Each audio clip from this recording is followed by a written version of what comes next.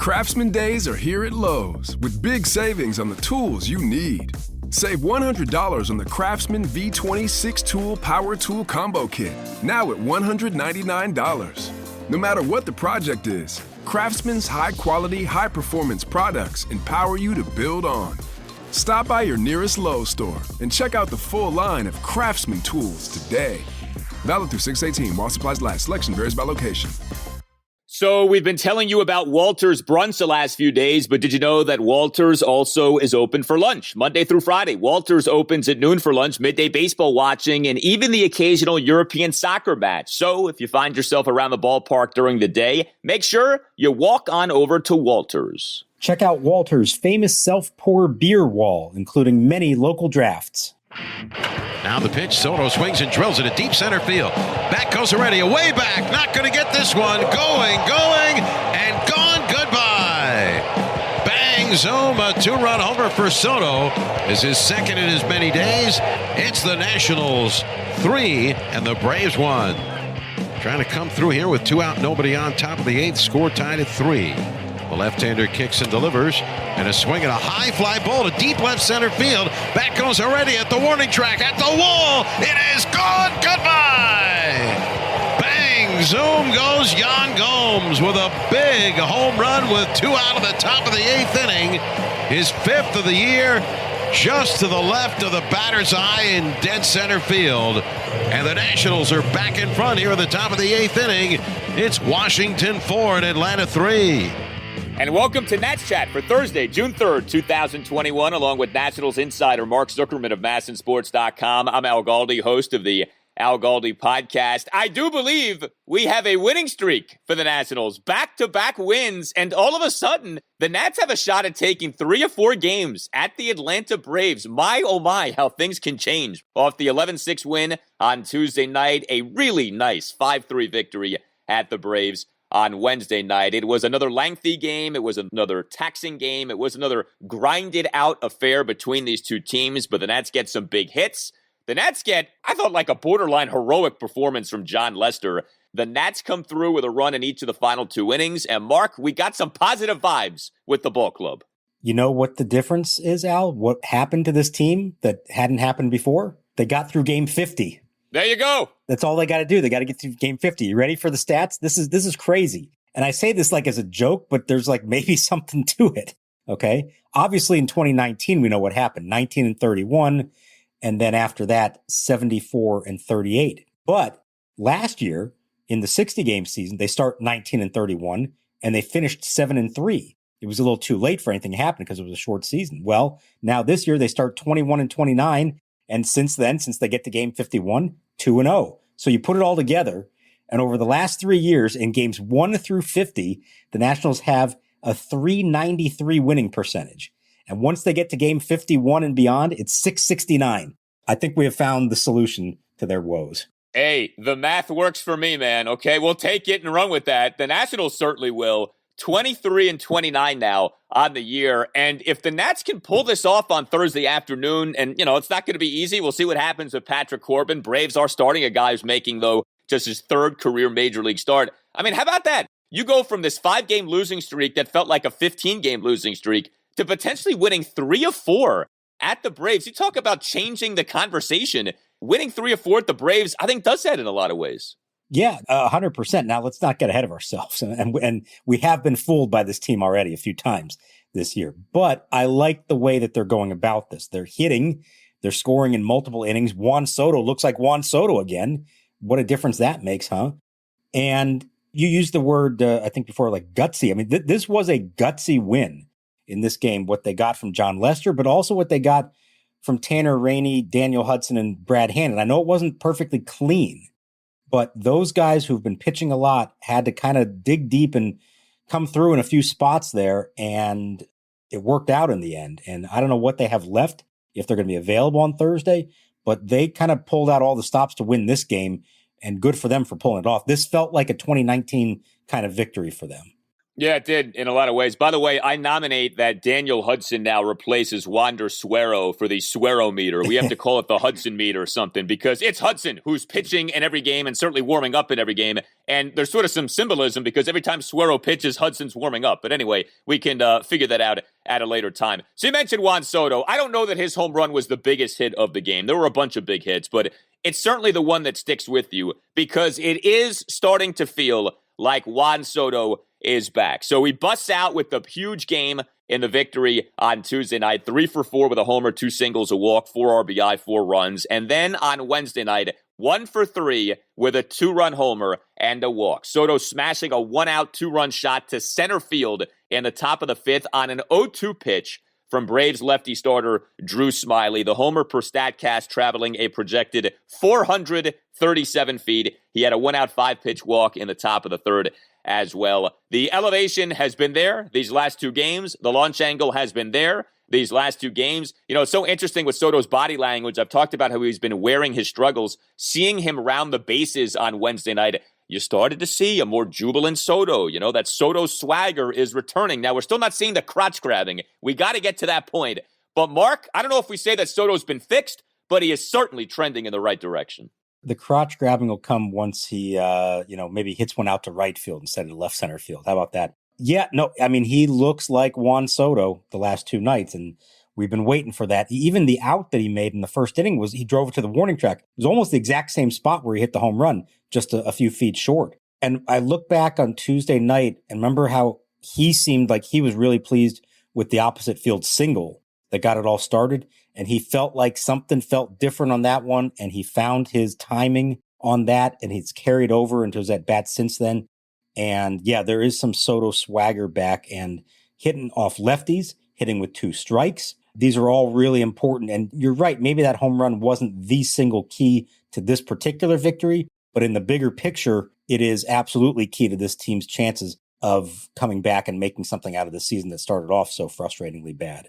Yeah, and like you said, the homers have come off lefties. Lefty starter Drew Smyly on Wednesday night, the Braves lefty reliever Grant Dayton on Tuesday night. But there were other big hits in this win for the Nats on Wednesday night. Yan Gomes was elevated to number 5 batter status for Wednesday night's game. He has a very good history against the Brave starter for the game, Drew Smyly, and Gomes made Davey look rather smart. It wasn't so much that Gomes tattooed Smyly, but Gomes ended up playing a big role in this win. 2 for 4 with a huge homer and a single. He had a 1-out single in the Nationals' 1-run second, and he had a 2-out tie-breaking solo homer in the top of the 8th for a 4-3 Nationals lead. How often this season have we said to ourselves, when the Nats, they're not hitting homers, and boy, in some of these tight games and these big spots, if they could just get a homer, you could breathe a sigh of relief. You could feel like, okay, like the Nats, they are mounting the charge and are going to be able to come through with the win. They got the big home run in the game on Wednesday night.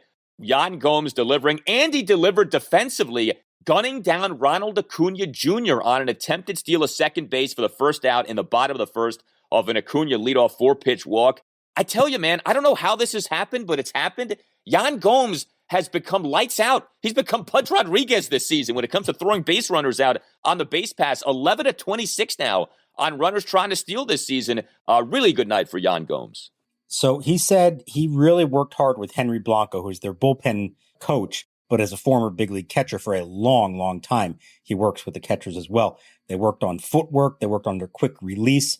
And I think Yan feels like he is throwing the ball as well as he has in quite some time. And remember how Jon Lester was the guy you always could run on in the past? Yeah. 44 steals off him in 2015 with the Cubs. That's not the case anymore. So I want to give him some credit too. When the team was so bad at throwing out runners the last few years, we said, yeah, it's on Suzuki and Gomes, but it was also on the pitching staff for letting runners get big jumps. And they're doing a much better job this year of preventing that. And Jon Lester in particular has really worked at that part of his game. He doesn't throw pickoffs because we know he's got, I don't know if the yips is the right word for it, but he is very reluctant to even attempt to throw. But he has adjusted his timing. He's been able to get rid of the ball quickly, delivering to the plate, and it gives the catchers the best chance. So I think that is equally important in how this is all working out. And as far as Gomes at the plate, the key to that home run was it came right after this like deflating moment of them blowing the lead in the bottom of the 7th. And then a couple batters later, home run. They retake the lead. Now Hudson can come back out for the 8th with them ahead and almost like a second chance for him. That was a very emotionally uplifting home run, something we've not said a lot about the Nationals this season. It's been hard enough to hit home runs at any point, let alone in big moments where it does kind of flip the script of a game. Yeah, I mean, the whole thing about momentum can be dubious, but you talk about like the momentum shifting, the game gets tied. That was momentum in favor of the Braves. And then Yan Gomes, like a battleship of momentum, turning everything around with that home run in the top of the 8th inning on Wednesday night. And also want to give credit to Trey Turner. A couple of big hits for him in the win on Wednesday night. 2 for 5 double, big RBI single, and a stolen base. He had a first pitch leadoff double in that Nationals 2-run 5th inning, and he had a 2-out RBI single on a 1-2 pitch in the top of the 9th for a 5-3 Nats lead. And then he had a stolen base in that inning. But another spot. First of all, he's down in the count 1-2. He's able to come through with 2 outs, give the Nats a key tack-on run. Brad Hand was going to be pitching in the bottom of the 9th inning. You're not sure what to expect in a spot like that. But Trey Turner delivered a big hit in the game. That was a huge insurance run because it gave him the 2-run lead. And like you said, with Brad Hand in the 9th, if it's a 1-run lead, he's facing Acuna where one swing can tie the game. And instead, he got to that point and he knew he could go after Acuna, who was just now trying to get on base and set up Freddie Freeman, who the game never got to. So yeah, that was huge. And the other thing that helped make that insurance run possible was Victor Robles first getting hit by a pitch. And I think that is his official return now from the IL. He's getting hit by pitches again. He's back. But then he stole second, and that put himself in position. A smart stolen base by Victor Robles at the right moment. We've killed him at times for getting thrown out in situations where it wasn't worth the risk. This one absolutely was. And for the first time, maybe the whole second leadoff hitter batting 9th in front of Trey Turner, it worked.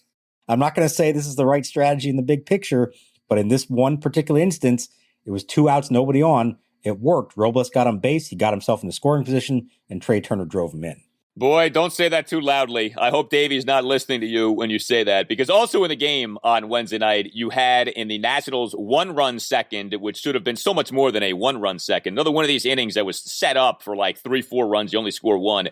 Jon Lester, as the number 8 batter, comes up, issues a first pitch bunt force out. You have runners at the corners, 1 out, and the pitcher is up to bat. And so he ends up bunting, and he bunts into a force out.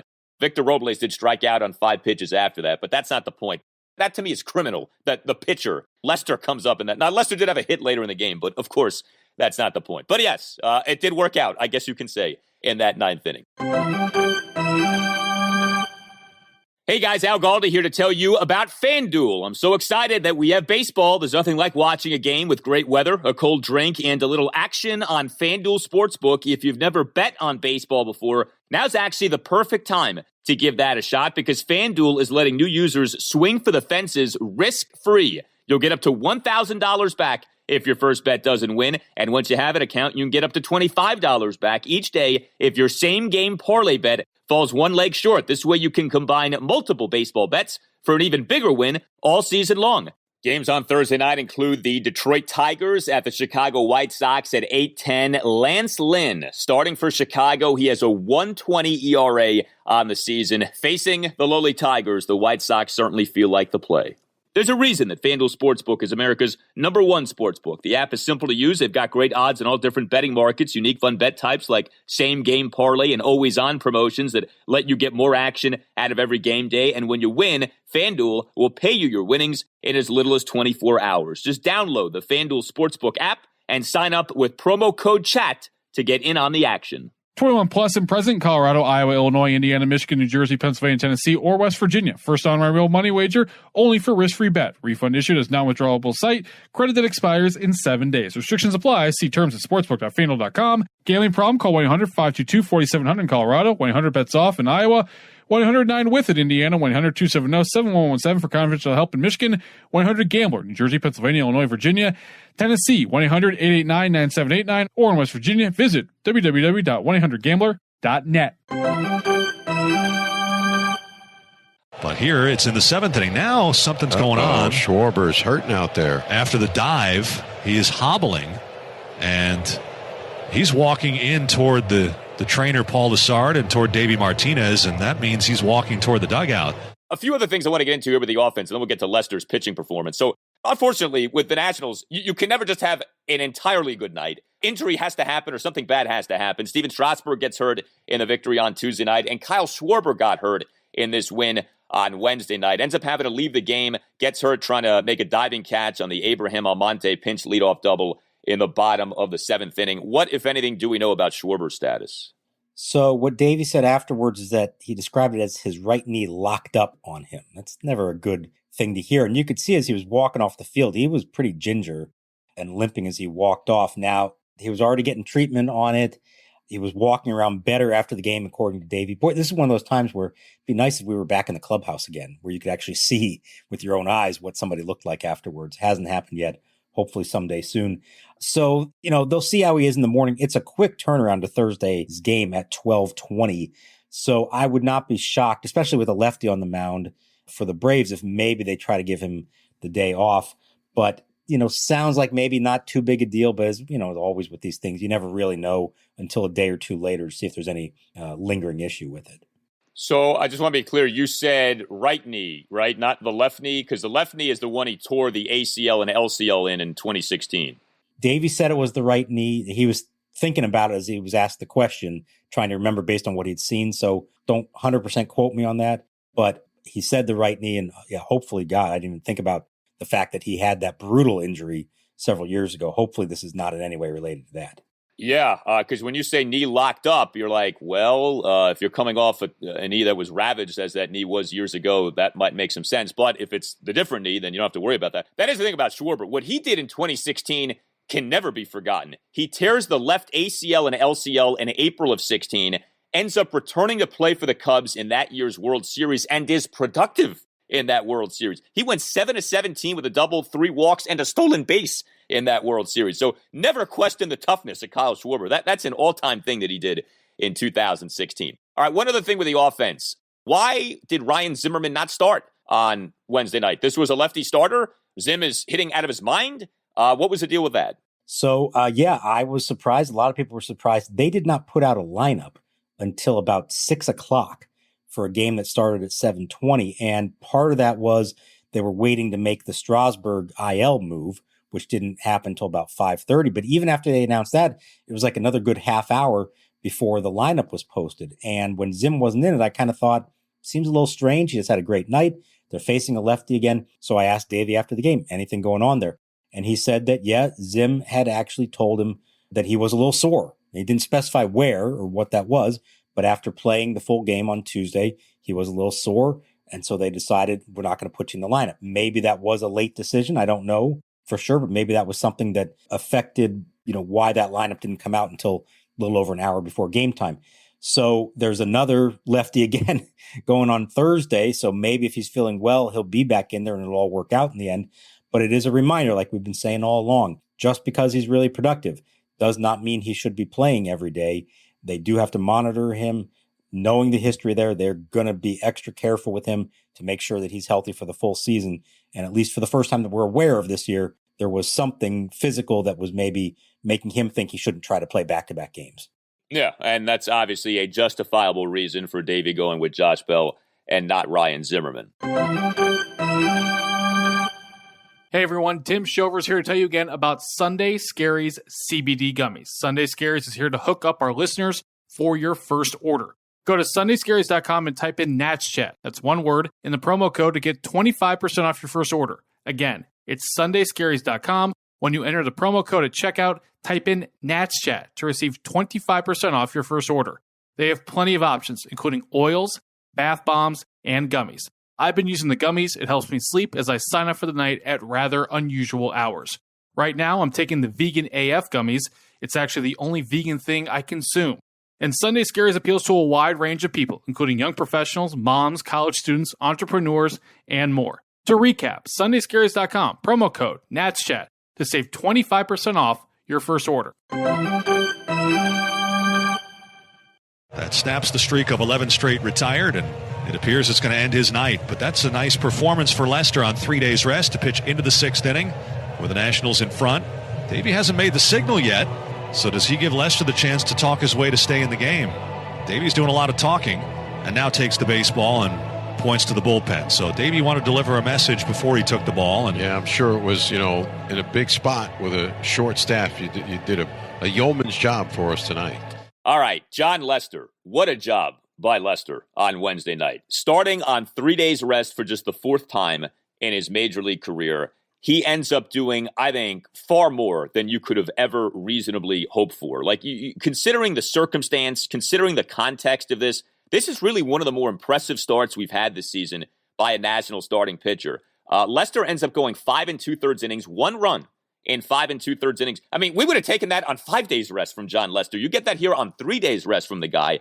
3 strikeouts versus 5 hits, home run and 4 singles. Issued 2 walks through 87 pitches. And he had a hit in the game, like I mentioned earlier. 1-out single in the top of the 4th, despite having been down to the count at 1.12. Now, this was a typical Lester outing, at least initially, in that he was putting a bunch of guys on base. But it also was a typical Lester outing in that he was minimizing the damage.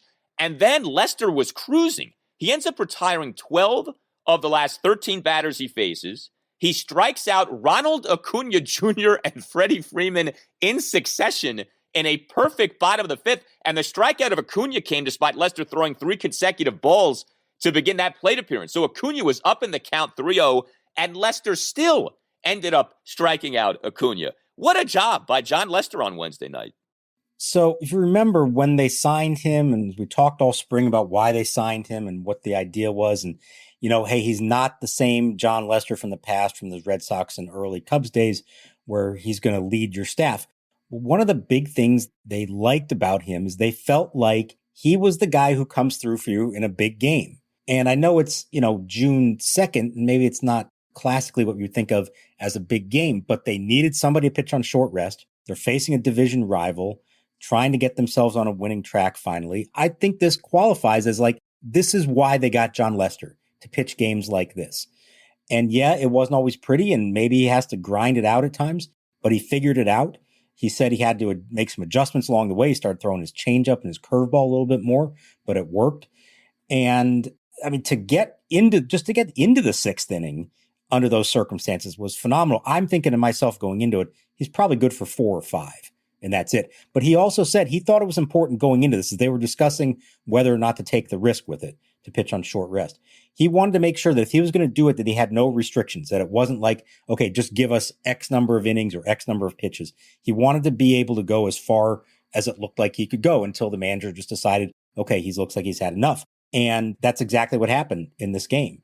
That was a gutsy performance from him.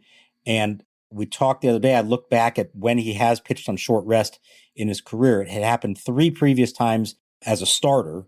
And in those 3 previous starts, he had averaged 5 1/3 innings, basically, and 92 pitches. Well, he wound up going 5 2/3 innings and threw 87 pitches. This is exactly what he's done in the past in this spot. So credit to him. That was huge. I know we don't care about pitchers' wins on this podcast, and I'm with you on that one. But I kind of felt like he deserved the win for this one. And he didn't get it because they blew the lead. But he doesn't have a win yet for the Nats. And he at least has earned 1 off of this start.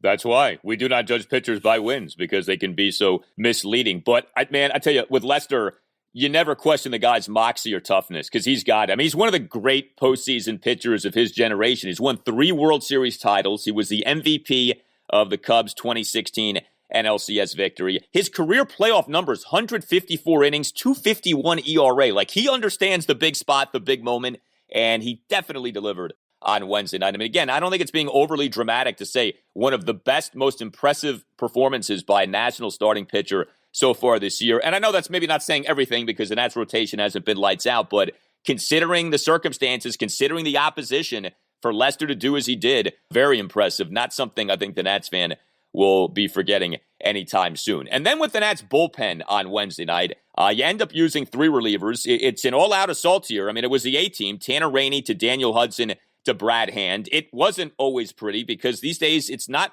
pretty with this Nats bullpen. The bullpen's giving up runs, but the bullpen, again, is being leaned on so much. Tanner Rainey ends up having a very mixed outing. Daniel Hudson comes in, allows 2 inherited runners to score. Brad Hand does toss a perfect bottom of the 9th. I tell you, Mark, I'm getting a little concerned here with this Hudson thing. He's being used a ton. His effectiveness is starting to lessen, okay? The box score line does not tell the story of Hudson's game. on Wednesday night. He did have some strikeouts in the game, and he did bounce back in the bottom of the 8th. That is true. He struck out Dansby Swanson and Guillermo Heredia. But at some point, there needs to be another way of doing this. The Nats can't keep leaning on Hudson the way they are. But to these guys' credit, they do enough. They come through enough to where the Nats are able to author the win. But the game got tied with Rainey and Hudson giving up those 2 runs, and it was shaky for a while with the bullpen. Yeah, like we've said a couple of times, it feels like Hudson is kind of getting doolittled here. Yeah. This is what happened to Sean a couple of years ago when he was the only reliable reliever, and the team had gotten off to the bad start, and now they've got to try to win every possible game they can. And so Davey's going to go to his one reliable reliever, and that's what you're seeing. Now, on the one hand, you like that Davey is saying, hey, you're our fireman. You're the guy who needs to get the biggest outs, and I don't care what inning it is. And so I'm going to bring you in the 7th inning.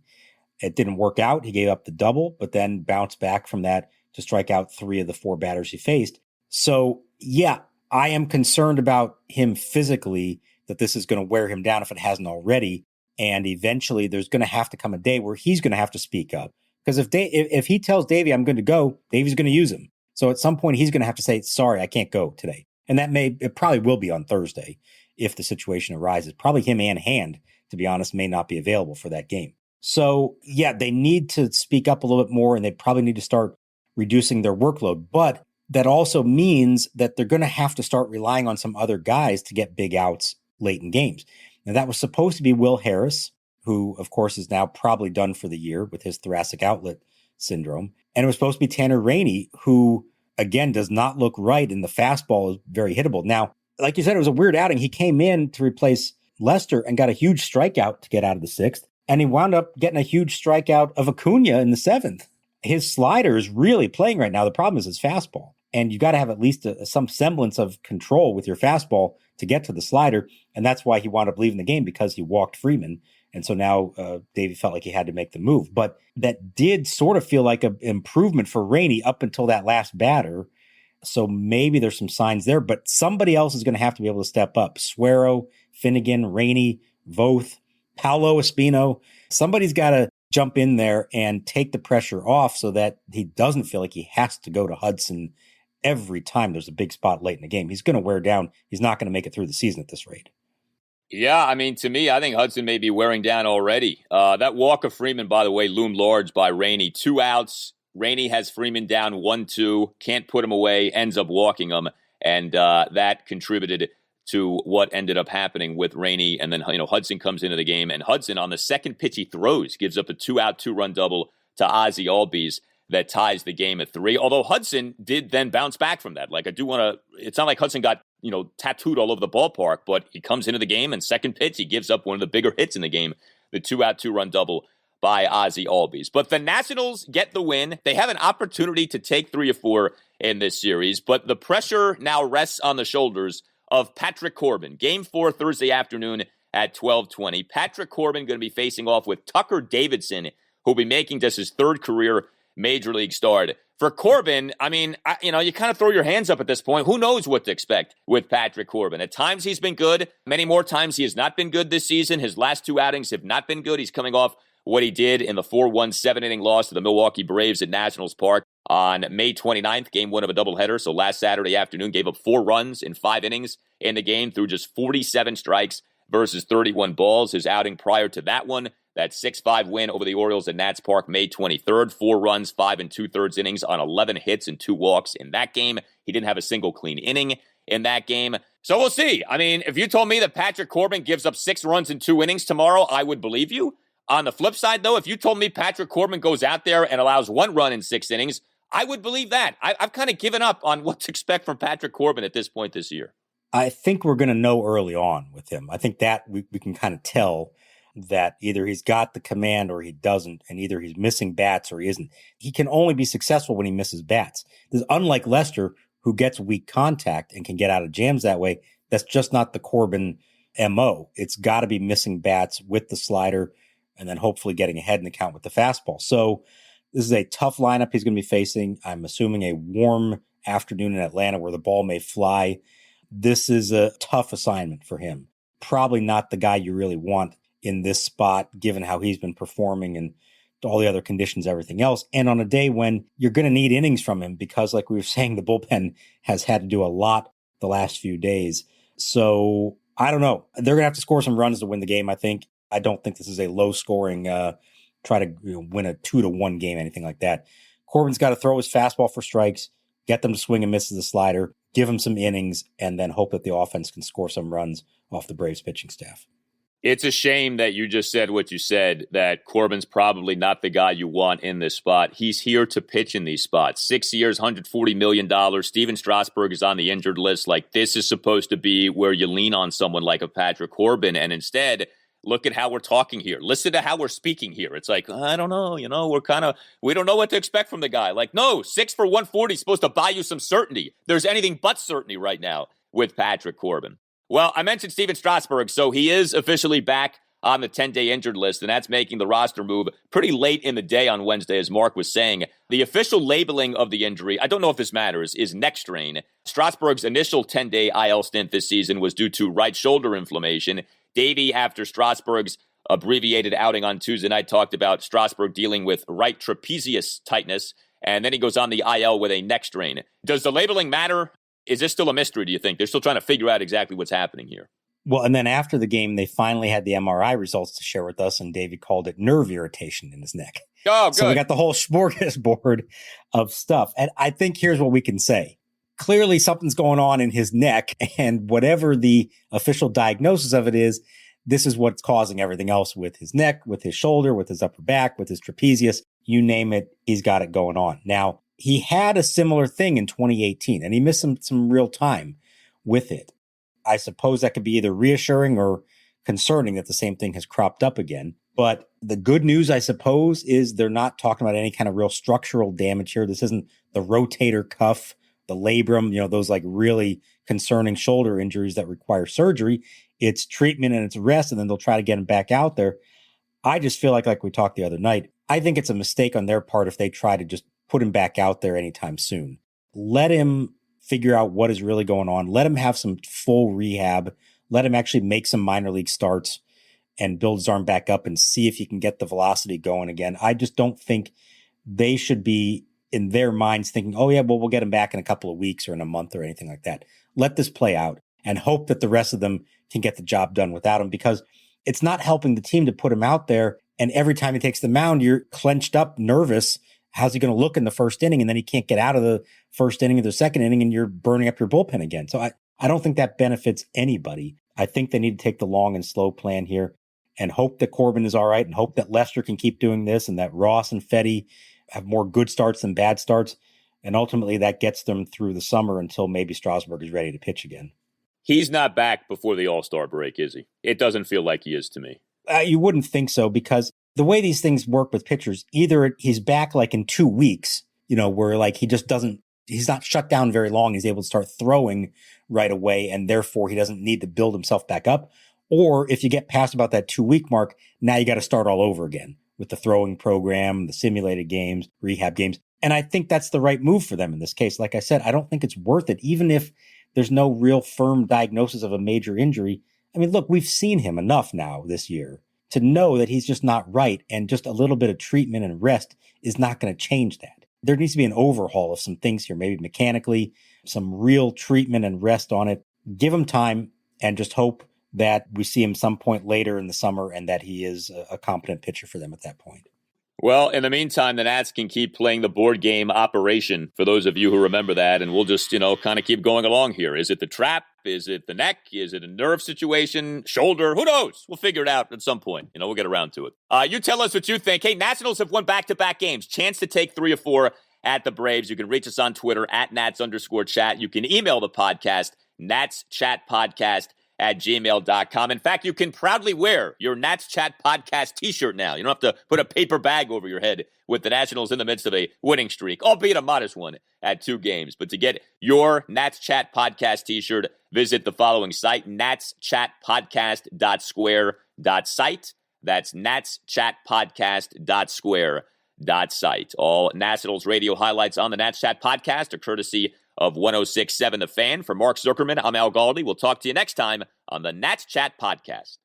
Here's the pitch to Turner. Ground ball toward the middle, and it sneaks through into center field. Rounding third is Robles. He'll come in to score, and the Nationals have a 2-run lead, 5-3.